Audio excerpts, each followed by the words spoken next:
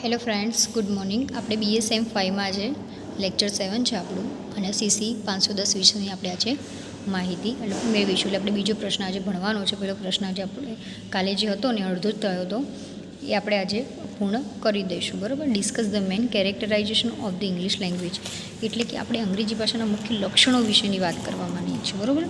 અંગ્રેજી ભાષા કેટલી વિકસિત છે આપણે કાલે વાત કરી હતી. તો રિસ્પેટિવિટી એન્ડ હેટ્રોજીનિશિયસ વર્ડ્સ, એના વિશેની સિમ્પ્લિસિટી ઓફ ધ ઇન્ફ્લેક્શન, એટલે કે ગ્રહણશીલતા, વિવિધતા, રૂપોની સરળતાની વિશેની આપણે કાલે વાત કરી હતી. બરાબર. હવે આપણે આગળ જઈએ. આજે relatively fixed word and ordered. One સચ device is fixed word and ordered which the words of the obviously in the English sentence in the show their interactions in the Sanskrit and Latin sentence. There is no need the proper arrangement and of the words any way put together and make a meaning, because all the words are influenced and sufficiently expensive of the interrelations, and the question words arrangement of the word of the does not arise. Let's take a Sanskrit sentence example. એટલે કે આમાં કેવું છે તમને કહું, પ્રયુક્તિ છે ને ચુસ્ત ક્રમબદ્ધની છે. શું છે? ચોક્કસ ક્રમબદ્ધની છે, ચુસ્ત છે. જેમાં શબ્દોની વાક્યોની સ્થાન લે છે ને એમાં આંતરિક સંબંધો રજૂ કરે છે. જેમાં સંસ્કૃત, લેટિન ભાષાનો ઉપયોગની ગોઠવણની જરૂર નથી, પણ ગમે તે રીતે ભેગા કરેલા શબ્દોનો એક અર્થ બતાવે છે. મેં તમને કહ્યું એમ કે ગ્રામર વગરનું અંગ્રેજી અમુક લોકો, અમેરિકામાં અડધા લોકો જે ગ્રામર વગરનું અંગ્રેજી બોલે, એમ ચોક્કસ શબ્દો ગોઠવેલા ના હોય, પણ એ લોકો ડાયરેક્ટ જ અંગ્રેજી બોલતા હોય.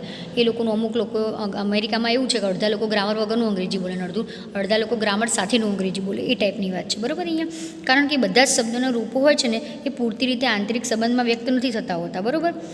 એ આ શબ્દો ગોઠવવાનો પ્રશ્ન અહીં ઉઠતો જ નહીં. આપણે એક એક્ઝામ્પલ જ ચલો અહીંયા જોઈ લઈએ સંસ્કૃતનું. બરાબર.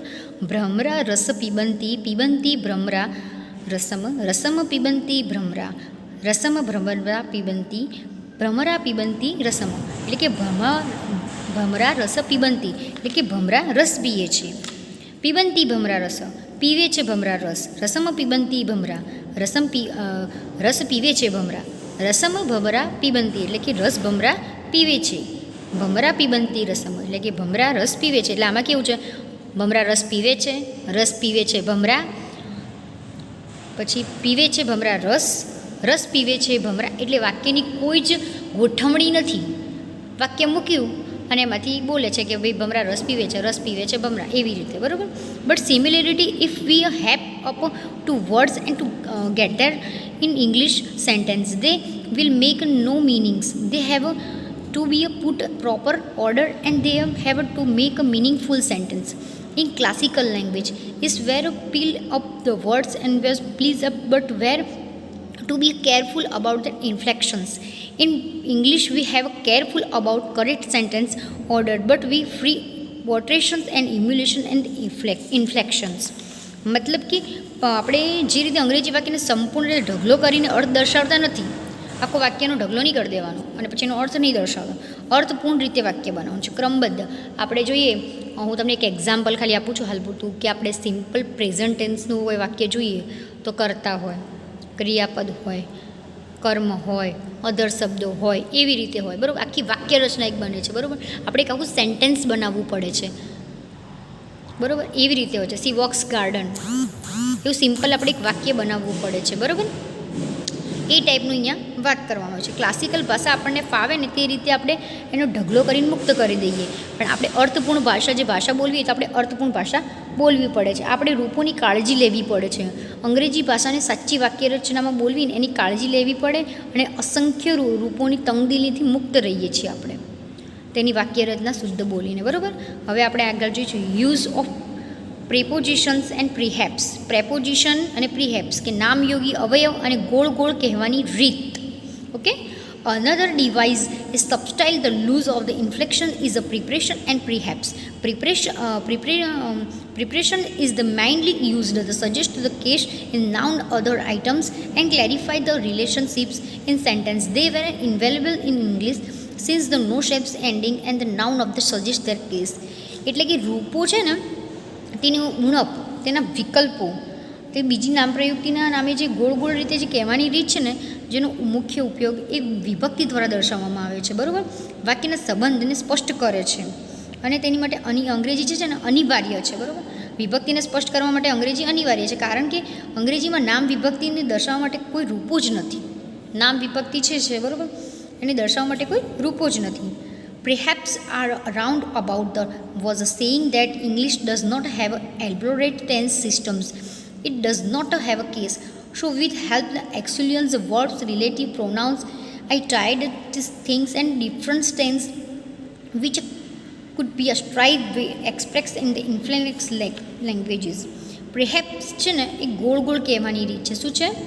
ગોળ ગોળ કહેવાની રીત છે. વ્યક્તિ આપણને કોઈ હોય ગોળ ગોળ ગોળ ગોળ ફરાઈ રાખે, આપણે કોઈ વાત હોય તો ગોળ ગોળ ગોળ કહીએ, પણ સીધી જ વાત હોય આ રસ્તેથી જવું છે પણ ભાઈ તું પેલા ખાંચે જજે, પેલા ખાંચાથી પેલા ખાંચા વળજે, પેલો ખાંચોથી પેલો જજે, એવી રીતે આપણે કહીએ ને અમુકને અહીંયા જજે અહીંયા જજે અહીંયા જજે, એના કરતાં ભાઈ તું સીધો જજે, સીધોથી રાઈટ લેતો રહેજે, એવું કોઈ ના કહે, એને ગોળ ગોળ કહેવાય, બરાબર. એ ગોળ ગોળ કહેવાની વાત છે.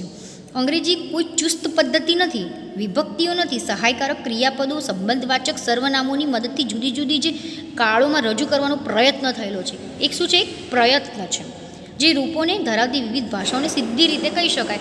આપણે સીધી ટેન્સ ને આ બધું જે ટેન્સ છે, આર્ટિકલ છે, વર્બ્સ છે, કન્જેક્શન છે, એક્ટિવ પેસિવ છે, આ બધું શું છે? એક બધા રૂપો છે જેના દ્વારા આપણે અંગ્રેજી ભાષાને સરળતાથી સમજી શકીએ. આ શોર્ટની આ વસ્તુ છે કે આ બધું જે તમારું ગ્રામર છે ને એ એટલા માટે છે કે તમે સરળતાથી અંગ્રેજીને સમજી શકો. આ એક આખી 100 વાતની એક વાત કે આની અંદર એવું છે કે તમે ગ્રામર એટલા માટે છે કે તમે અંગ્રેજી ભાષાને સારી રીતે બોલી શકો, સમજી શકો, લખી શકો. ઓકે. અ વેરાયટી ઓફ ઇન્ટોનેશન્સ એટલે કે હાવભાવની વિવિધતા. હાવભાવની વિવિધતા.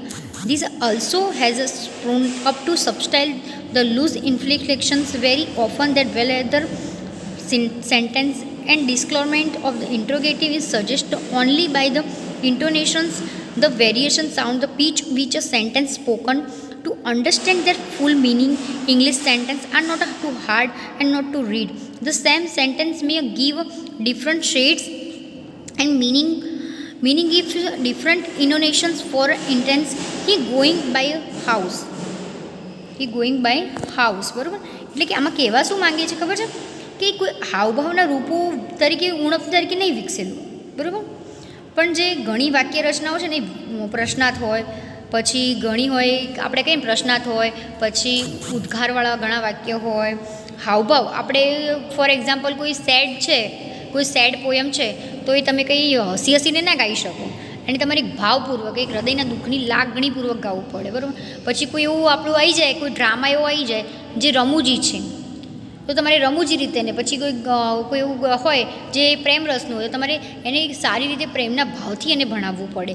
એ ટાઈપનું તમારું આ હાવભાવનું અહીંયા કહેવામાં આવે છે કે હાવભાવની અવાજની માત્રાની પણ વધઘટ રાખવી પડે. જો એમાં રમૂજી હોય તો તમે જોરથી બોલી શકો છો, પણ જો એની અંદર કોઈ દુઃખની ભાવના હોય કે દુઃખનું હોય, બરાબર, કોઈ ટ્રેજડી હોય તો તમારી દુઃખની એકદમ ધીમા અવાજે કે ભાઈ અહીંયા એક પ્રકારનું દુઃખદ પ્રસંગ બન્યો હતો, એવી રીતે તમારે ધીમા અવાજે બોલવું પડે, બરાબર. અને કોઈ રમૂજી હોય અહીંયા એક મોટો પ્રસંગ હતો અને અહીંયા ધારો કે અહીંયા કોઈ કોમેડી થઈ ગઈ તો તમારે એના વિશે એક મોટા અવાજે લોકો બોલે છે, બરાબર. તેમનો પૂરો અર્થ જાણવા માટે આપણે અંગ્રેજીના વાક્યો વાંચવા નહીં પણ સાંભળવા પડે. હાવભાવ માટે હંમેશા યાદ રાખવાનું, તમે અમુક લોકો કે નામના હાવભાવ આવે છે, હાવભાવ બોલીને નથી શીખવાતું, એને સાંભળવા પડે, એને અનુભવવા. સાંભળવા કરતાં પણ અનુભવવું. Experience is the best teacher in your life. આ વાક્ય બધી જ જગ્યાએ બધાએ સાંભળ્યું હશે. અનુભવથી શ્રેષ્ઠ કોઈ શિક્ષક નહીં, ને અનુભવથી તમને ઠોકર વાગે ને તો જ તમે શીખો કે કેવી રીતે ચાલવું. ખબર પડી? એટલે અનુભવ, હાવભાવનો પણ એક અનુભવ છે. તમને હાલ હું બોલું છું પણ તમે જો મને જોઈ શકતા હોય ને તો તમને વધારે અનુભવ થાય કે બેનના હાવભાવ કેવા છે અને કેવા નહીં. ઓકે. આપણે એક એક્ઝામ્પલ જોઈએ કે તે પેલું ઘર ખરીદવાનો છે, બરાબર. John kissed bill his wife. તેને તેની વાઇફને ચુંબન કર્યું, બરાબર. આવા વાક્યોનું માહિતી, આશ્ચર્ય, ઉદ્ગાર, પ્રશ્નાર્થ, રહસ્ય આવા હાવભાવોથી રજૂ થાય છે. આપણને કોઈ માહિતી આપતું નોર્મલ કે ભાઈ ચલો ક્લાસમાં કાલે આવી જવું, બરાબર, આ માહિતી છે, બરાબર. આશ્ચર્ય, શું વાત છે, પેલા ભાઈ અમેરિકા ગયા, એક આશ્ચર્યની વાત છે. ઓકે. ઉદ્ગારની વાક્ય, પ્રશ્નાર્થની વાક્ય, રહસ્યની વાક્ય, એવી અલગ અલગ બધા હાવભાવની વાક્ય રચનાઓ આવેલી છે, બરાબર. Then counseling. These are features of the English which have made a popular its respectability and has made vocabulary too difficult from the brain and remain that use well. It's a heterogeneous has made it difficult to master it. That reason why English of the read and semi-educated seems the values and expensive, but when a master speak that right and find a great and grace the attractive trains to a quite a healthy brain, it may fairly he said that English is among eastern the language to speak that badly but mostly difficult to see use well. એટલે કે અંગ્રેજીના જે મુખ્ય લક્ષણો છે ને એને જેમણે લોકપ્રિય બનાવી છે ને એ ગ્રહણશીલતા છે. વ્યક્તિએ ગ્રહણ કરવું પડે. અંગ્રેજી બોલ્યું અને તમારે એક કાનમાંથી એક કાનમાં ગયું કંઈ નહીં ખબર પડે. તમારે એને ગ્રહણ કરવું પડશે. સતત તમે અંગ્રેજી, જેને અંગ્રેજી નથી આવડતું કે ભાઈ મને બોલતા નથી આવડતું, મને સમજણ ઓછી પડે છે, સતત અંગ્રેજી વાંચ્યા કરો. ભલે નથી આવડતું, ભલે ખબર નથી પડતી, ભલે એક અક્ષરની કે એબીસીડીના અની પણ ખબર ના પડે કે ભાઈ મેં શું વાંચ્યું મને 5 મિનિટ પછી યાદ નથી, પણ વાંચો. બની શકે તો ટાઈમ્સ ઓફ ઇન્ડિયા બંધાવી દો, તમને ખબર પડશે. તમે થોડું વાંચશો. એક વસ્તુ હંમેશા યાદ રાખો, વ્યક્તિ કોઈ જન્મ્યો ને શીખીને નથી આવ્યો, શીખવું પડશે તો જ તમને માહિતી આવશે. એટલે કેવું છે કે તમે અંગ્રેજી જેટલું વાંચશો એટલું તમને આવડશે. એના અંદર એટલે ગ્રહણશીલતા, તમારા મગજમાં યાદ રાખવાની શક્તિ, એનો અહીંયા ઉપયોગ કરવો જોઈએ. તમારે અઘરા શબ્દો બતાવે તો અઘરા શબ્દો વાંચો, વોકાબ્યુલરી વાંચો. સ્ટાર્ટ કરો વોકાબ્યુલરી વાંચવાનું કે ભાઈ વોકાબ્યુલરી વાંચો. તમારો હાલ બધાનો પ્રશ્ન જશે કે અંગ્રેજી ખબર પડે નથી પડતી એવું છે. વોકાબ્યુલરી વાંચો, દિવસના 10 વાંચો, 10 શબ્દો વાંચો જે અંગ્રેજીને ગુજરાતીનું ટ્રાન્સલેશન કરતો, તમને સારી રીતે ખબર પડી જશે. બરાબર? તેની વિવિધતા અને તેનું પ્રભુત્વ વિશેની માહિતી મળશે. બરાબર? ઓછું વાંચન કરતા હોય થોડું વાંચો, વધારે ના વાંચો. અંગ્રેજી અસ્પષ્ટ અને અભિવ્યક્તિ લાગે. બરાબર? એની અંદર એવું કહેવા માંગીએ, ઘણા લાવણીઓ આકર્ષણો દેખાય એ પ્રમાણે તમે વાંચો. અમુક બુકો વાંચો, બરાબર, કે તમને જે સારી લાગતી હોય. અંગ્રેજી ખરાબ રીતે બોલવામાં સૌથી સરળ ભાષા છે. બરાબર? અને સારી રીતે બોલવામાં સૌથી અઘરી ભાષા છે.